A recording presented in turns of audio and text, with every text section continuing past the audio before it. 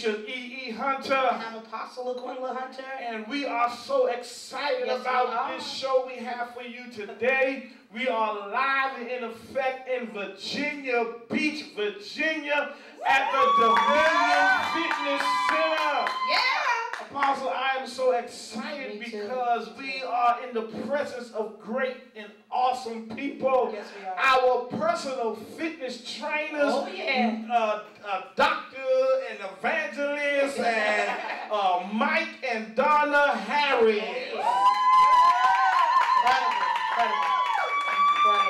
We are so excited to be with you all on today, or you be with us on today, however you want to put it. However it goes out, we're excited.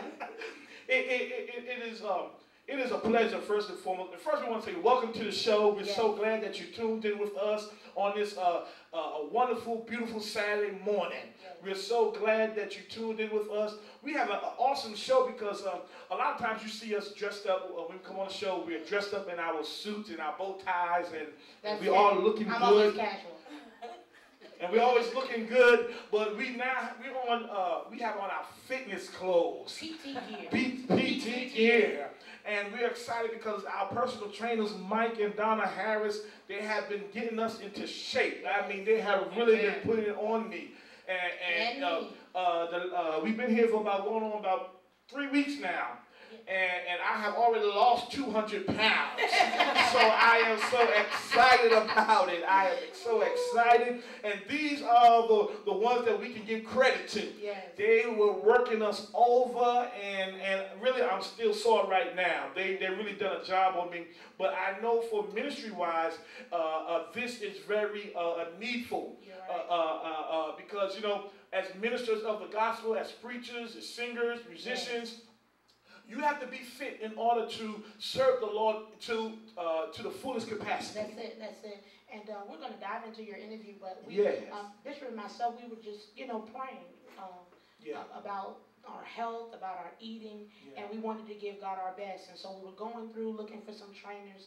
And what really excited us about you all is that you were Christians. Yes. You were a husband and wife team.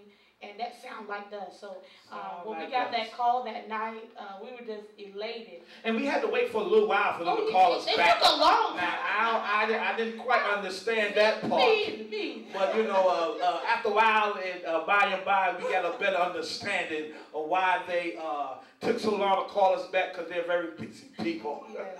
Because they don't just train us, they train a whole slew of folk. I mean, they got them all judges and bishops and doctors. These folks are international. Yeah. They're international. I was over in Jamaica, and they know them in Jamaica. Wonderful. And just the atmosphere here. So we do want to dive in a little before we go into what you do. We want to give our audience a better understanding of who you are as individuals. Because when I come in, I often leave empowered. I leave ignited. I leave happy. And I leave hurting. So it's a holistic place. And so we're excited to have you on the show. How long have you guys been married? And tell us about how you all met. Yeah. We have been married for 11 years. Awesome. 11 years. We've actually been together for 13. 14. Okay, well, 14. Okay. She knows better. You better I'm not know. good at math. I'm not good at math. That's not my favorite subject. Yeah. But actually, we met. I saw her walking down the street, and I told my friend, I said, if I ever get a chance to talk to her, I'm going to marry her. Whoa, that's heavy. First conversation we had, we talked about marriage, and we really have been together ever since. Every single day I've seen her and woke up next to her, except if I'm on a business trip somewhere, for 14 years. So. Wow. Well, now that's his story. Now when you met him, from your point of view, because men and women, we always have two different stories, and in between that is the truth. Yeah. So now let's hear your part of the story. Yeah, because he stretches it. Well, he was pretty accurate. We knew somebody in common. And she came and told me what he said, because he told her that she was babysitting for his wife. Yes. And so she came and she said, such and such said, he was going to be your husband, and you were going to be his wife. And I said, well, point him out. And so we ended up meeting and having conversation, and just like you said in the first conversation, it was just a God thing, and we just knew we were going to get married, and we discussed that, and we have been together ever since. And to back up that story, I friend of mine that was with me. And I'm telling you, I told him that he moved from D.C. to Portsmouth. So, I mean, he's local. We can ask him. Oh, no, I believe you. I believe you. But majority of the time, the men have our version, and the women have their version. Because ours is different. Yeah. Oh, she was a trainer at Bally's in Tyson's Corner. And so I did go and, you know. Yeah. Peek it out. I wasn't there trying to lift some heavy weights, you know. Yeah. I didn't even notice it. That's good. The real and freshness, you know. That's right. That's incredible. So you said something, it was a God thing. Very few people actually lock into and know automatically. How did you automatically know, I'm going to marry her, she's the one? Well, she knew God, I didn't, so. And talk about that. Yeah. Oh, you're helping some couples together. Yeah, she absolutely led me to Christ. You know, I had a prayer's heart. I always prayed. Yes. But I didn't know Jesus. Yes. And that's what my wife showed me. She showed me. She took me to Jesus. Let me just say it to you that way. Yes. Because I didn't know him. I didn't have a relationship. I had a grandmother that prayed, and I wear a bracelet on my arm today with the Lord's Prayer on it because my grandmother, she passed away last year at 100. Wow. And every single night she got on her knees and she said the Lord's Prayer. So since I've been in ministry, my calling and my mission is to teach every child that was about that age, 11, 12, 13, the Lord's Prayer. And so some kids went to Mexico and brought me this bracelet back with the Lord's Prayer in Spanish. Wow. Come on. But she just led me to Christ. So that first conversation, we talked about God. It was intriguing to me. Yeah. And it was intriguing to me too because you felt the presence of the Lord, and it was a conversation that you wouldn't normally have with a stranger. And so both of us left the conversation really feeling that, you know, we knew that it was the Spirit of God. Because when I talked to him later, you know, I said I never would have had that conversation with a stranger. And in my heart, I knew that this was my husband because my mind was saying, I can't believe you just had that conversation. But God was really in the midst, and he established in that first conversation that this was, you know, unto death.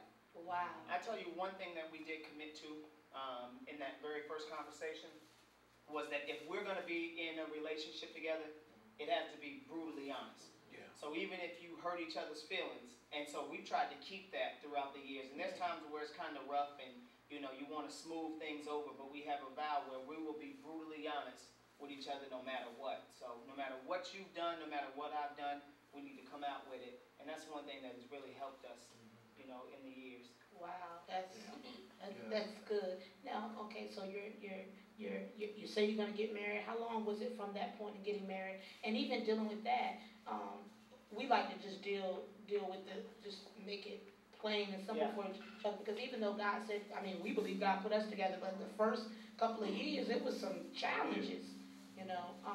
Yeah, it was about 3 years before we actually got married. We made the decision to move here. I wasn't really settled in terms of career and what I was going to do. Her family lived in Chesapeake and owned a barbecue restaurant, so we thought, good barbecue. It's good barbecue. But you cannot eat that in beef. That's right. We can teach you how to do certain and things. And there are some good things on the menu. And you can do anything in moderation. That's what they got fat-free barbecue as well. Yes.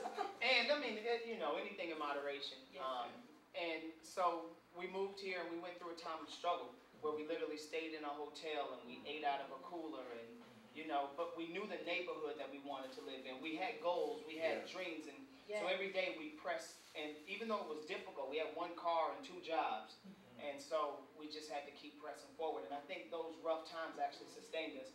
But before moving here, there was a period of time where you go through being unsure. Yes. So I ran away. I knew she was the one. Yes. But I had a few girlfriends when I met her. And I know the thought won't go for that. So, you know, when you're younger, you know, me and my friends, we had, you know, multiple girlfriends. I was starting 5, starting lineup. I don't know if you know about a starting lineup, but I've always been in the sport. Don't put me in that. You did that by yesterday. And I'm getting muscles now. Well, you know, I had a few girlfriends, and I had to make sure that if I'm going to be in a relationship, I needed to be committed. Yeah. So once I smoothed all that over, and then we were able to get together. And once we were together, we've just been together ever since. But it's had some rough patches, you know, in the beginning. But I'm pretty firm in saying that we've had a strong marriage. And we've had a strong marriage to where we get a lot of compliments because we work together. And you can feel that when we come in the gym. Sometimes you can feel when there's been an argument. Hey, all of us. We came in a little top too. We got that strong discernment. So we walk into the room and, it's like we pick up stuff in the atmosphere. But that's life. I think that makes a successful marriage. I mean, learning how to work through those challenges and learning how to be disagreeable but yet agreeable. And also, they say you can't appreciate the sunshine until you experience the rain. That's right. So every now, sometimes I enjoy arguing because the making up is a whole lot better. Yeah. Okay. All right now. Sometimes I just try to start out arguing just to make up. I prefer to make up without the argument. For real. Let's just make up. We can just give all of that. Yeah. But she don't. If I go into a room, she'll take the argument to whatever room you're in. So I have to learn how to pick and choose my battles. Understood. We know you all have children, and I found that I know when we come here, I'm like, they're just intrigued. I'm like, now tell me this. But I just enjoy your story. I love the balance that you all have in your life. Tell us about your children. We see them sometimes come in and out, and then we've seen the grands and just how you all interact. And it's amazing how they can do everything you do in a day. We're going to talk about that. And I believe I think they have 30. 32. 32, yeah. And one on the way. Good. Oh, yeah, 9 months. Viewers, she looks so good. All right. Well, actually, we have 8 children. They range in age from 3 to 24. That's incredible. And then we have 2 grandbabies and 1 grandbaby on the way. Wow. And y'all look good. Amen. Thank you. It's all that lifting weights they do. They have us in here gasping. I'm doing everything but short of crying. You ever cried yet? No, but I came slow. When did the whole concept come of having the passion for fitness? And before you ask that, let me ask you: Were y'all both fitness trainers when y'all met? Okay. No, I was a fitness trainer when we met, and for me, it just has been a passion since I was young. Even when I was in high school, I trained my friends in high school, in college, and even beyond that. So it's something that I really believe that God has been preparing me for the majority of my life. So. And she was my trainer, and I've always been an athlete, always played high school sports, and but I've always been a trainer. And so what I mean by that is I was coaching rec basketball teams, I was coaching football teams at 18, 19 years old. And so as we grew in our relationship, I was a sales trainer at a company. And I just heard God tell me that what you do for the world, I want you to do for my kingdom. Wow. And so that involved more than just, the act of winning souls. It also meant in the marketplace. Yeah. And so one thing when Donna was working at some of the big gyms, she would say to me, Mike, what these people need from me is more than what I can give them in a time frame of a corporation. And there were times where they needed Jesus. There were times where they needed to be ministered to, and corporate America frowns on you ministering in any setting. Yes. And so I remember coming around the corner into our home, and I told her, I heard what the Lord said. I said, it's time for you to come home. And we didn't know what that meant. We just knew that it was a God thing. So we cleaned out the garage and took all the tools out and found a place to store them and painted the colors and laid some carpet. And we put Hebrews 11:1 on the wall. Now faith is the substance of things hoped for, the evidence of things not seen. And we were believing God that he was going to do what he said he would do. We were believing that he was going to supply us with the equipment because we didn't have a nickel. We had just bought a home. And so we put an ad on Craigslist. And we started bartering with people. And we said, we'll trade you personal training for your equipment. And so we got a treadmill. And we got a bench. And I'm not trying to tell anybody the whole formula now because I got some competition. But it's God before you. That's right. And so people started coming in, and before we knew it, we got a call from the Department of Social Services in the city of Portsmouth wanting us to train in their at-risk youth department. And they found us on Craigslist, out of all people. And so the contract that they gave us required me to have to leave my job and take on full-time. So I've been training full-time since 2006. Wow. And let me ask this, because somebody needs to know this.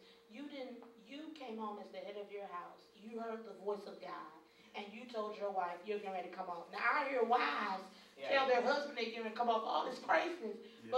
But look at the order that God set in that home. How did that make you feel as a wife? Well, before he came to me, the Lord had spoken to me about 2 weeks earlier, and I just waited on the Lord because I knew if he said it to me, he was going to say it to Mike. So when he came to me, it was confirmation of what the Lord had said. So I had been waiting, and shortly after that, when I came off of my job, where he was working, he got promoted. So even the income that I normally would bring in, we didn't miss that income.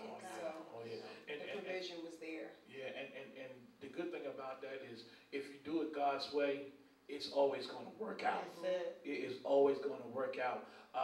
And I think a lot of times we mess up when we don't do it God's way. That's right. And you know, I had a lot of people tell me, man, you crazy. You shouldn't do this. But I knew what I heard. Yeah. And my resignation letter stated that. My resignation letter was to save whoever read it. And it basically said that I was going to do the will of God. And you know that you're putting pressure on yourself, on your flesh.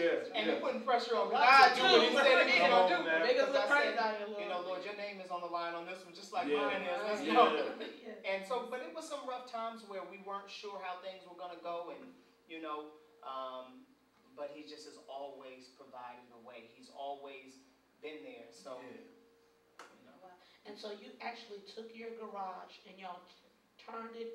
Let's talk about that. How was it crazy for a minute, or just the zeal of fulfilling your purpose? How was it? It was probably crazy for our neighbors, because we started growing, and we would all these cars coming. We live in a cul-de-sac, right? Yeah.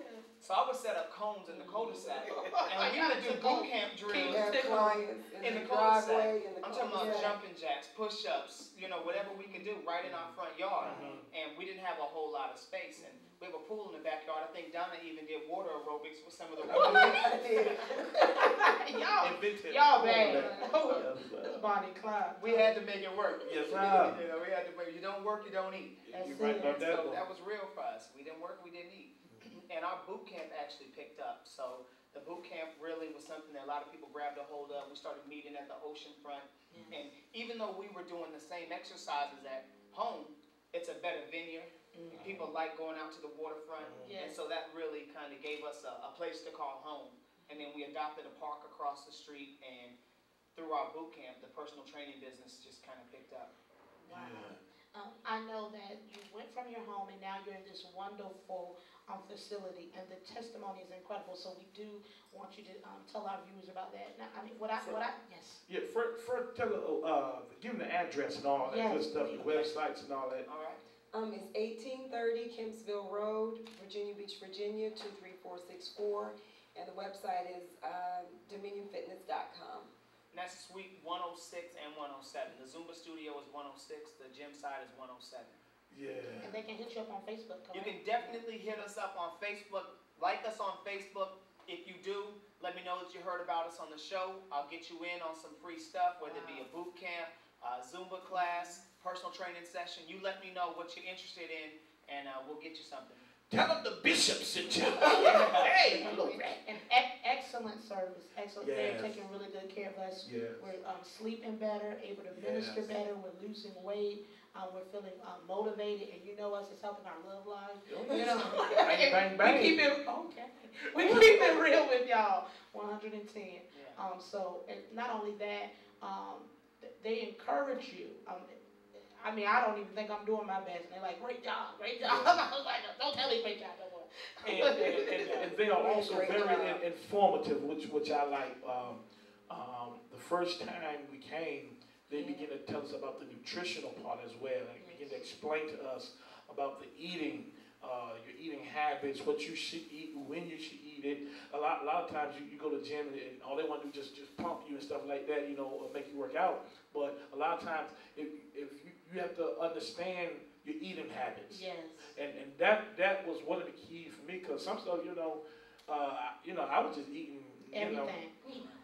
He took pictures of a couple of things. You was I did, because me being a good cook, I take pictures of everything that I cook as well.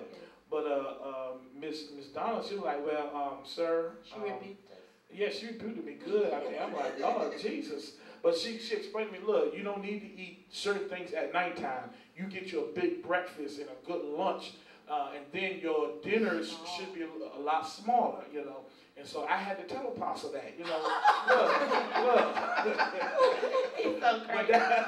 But I appreciated that, you know, because the Bible talks about in all that getting, get understanding. Yeah. And so you have to understand, okay, I might be just lifting weights and working out, but if I don't change my eating habit, you know, then really, you know, everything else is in vain, because, you know, the more you work out, the more you eat, you know, you just hurting yourself. So she began to explain that to us, which is good. That was a key piece. So they're very informative as well. And they did an assessment, and what I've been telling a few people, it was just an eye-opener for me. I never really used my back muscles, and I was telling them, oh my God, but she scared me straight. I don't use my back muscles, and so she started working with me using my back muscles, and she says, look, because nobody can say my name like she does. Look, you know what? Have you ever seen people that have those humps in their back? I'm like, oh my God. Like Notre Dame. She said, that's because they don't work those back. But honey, I was trying to work every muscle. Every night I'm doing stuff. I was like, I can't. But I appreciate that. I would have never had known that. So they just, you know, assessed. And we had started walking and curving our eating, but we had gone as far as we could go. And let me say this, it's worth the investment to get someone who has the expertise and the knowledge to take you to the next level. We had gone to furthest as we could go, and there was another level of accountability and another level of expertise that we needed. And so that's how we ended here. But from your garage to now this wonderful facility, let's talk about that testimony. Yes. And let me first say this, you can't out-train poor nutrition. Wow. So no matter how hard you work, if your eating is not right, you're not going to get the results that you need. That's deep. So every trainer that you go to, if they're not stressing to you proper eating, we don't believe in diets. Diets don't really work. And what I mean by a diet, I mean... We would now like to take you into one of our activities where we separated men versus the ladies. Hold that right there like that. It'll lift it. And we're going to stack them. All right? Team that stacks the most wins. Okay? All right, we're on a point system. And I don't have anybody connected, tallying the points. If we can just get a piece of paper and get somebody to tally the points. But each team, first team that wins, and we got a clock over there, we're going to do 2 minutes on this one. So can I change this to 2 minutes? Because we never going to get it right. I can tell you that right now. It's going to take us a while for us to figure out each other as a team. We got a clock right here. All right, so now, fellas, let's go ahead and grab this real quick. We're going to go ahead and strategize amongst ourselves. We got 1 minute to strategize. Y'all go ahead. Everybody grab one. Now, you cannot hold it with 2 hands. You can only hold it one. The more tension we put on it, the more control we have. So we can tension and lower. All right. Give me that one right there. I'll take 2. All right. So all we do, we can use the middle one as our one that we're going to stack on. And so we pick from the outside. All right. They got 6 over there? Okay, there. All right. Ready? Hey, Steve. I thought I had one. She got it. Okay, you can do it. Ready? And go. Over to this one right here. And we're going to take this in right here. That's small over here. Yeah, right here. Right back here. Small over here. Right here. Let it cut. But always go back. Right here.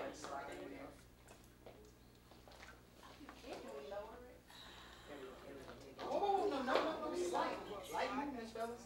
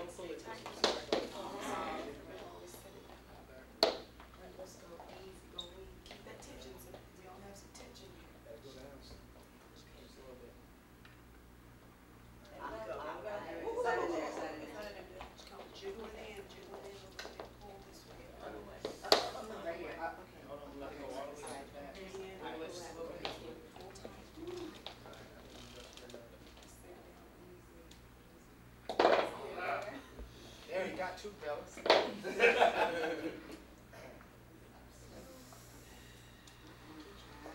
It's a light movement. Don't jerk your arm. It's light. Right there. And it goes all the way to the back. But it's not in there. It's just a little movement though. Don't go too hard. That's it, right? Oh, that's it.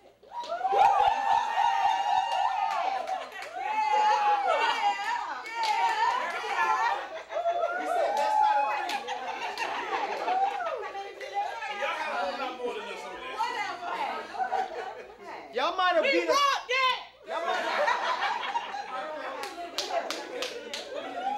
But it's light movement. So if you jerk it all, it'll not be. All right. If we can just throw that in the bucket right there. Well, I'll give y'all here.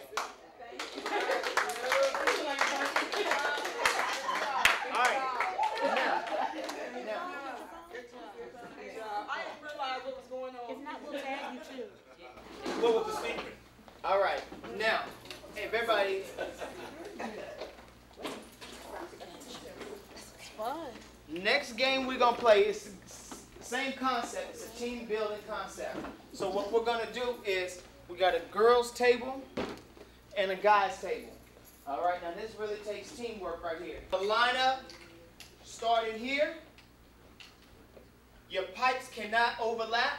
They can't go under. They can only connect right here. All right. We would like to thank you for tuning in to this week's airing of Ministries Shall Not Destroy My Marriage. And remember to visit our website, www.gatministries.com, where you can purchase your copy of this book, or you can purchase a copy of this week's airing or any other airing. And remember to make a donation to Tide TV to help them continue to spread the gospel across the nation.